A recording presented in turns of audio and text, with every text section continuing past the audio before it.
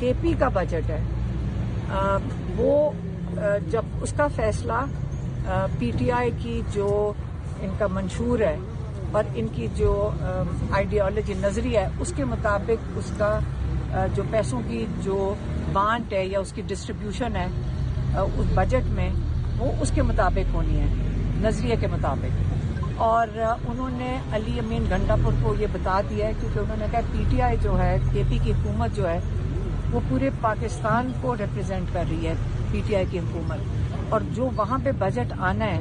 وہ عمران خان کی مشاورت کے ساتھ لازمی ہے کہ عمران خان کی مشاورت کے ساتھ ہو کیونکہ وہ پی ٹی آئی کا بجٹ ہے اور عمران خان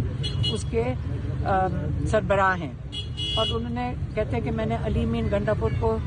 خاص سمجھا بھی دیا ہے کہ جب تک میرے ساتھ مشاورت نہ ہو یہ بجٹ کی ایلوکیشن نہیں ہوگی. تو ان کو پتہ ہے کہ ان کے ساتھ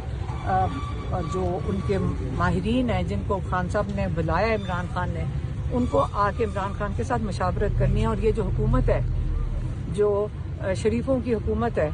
یہ کسی کو آنے نہیں دے رہے ہیں کیونکہ یہ جو اڈیالہ جیل ہے یہ تو پنجاب میں آتا ہے. تو یہ جو شریف خاندان دونوں طرف بیٹھا ہوا ہے 17 سیٹوں کے ساتھ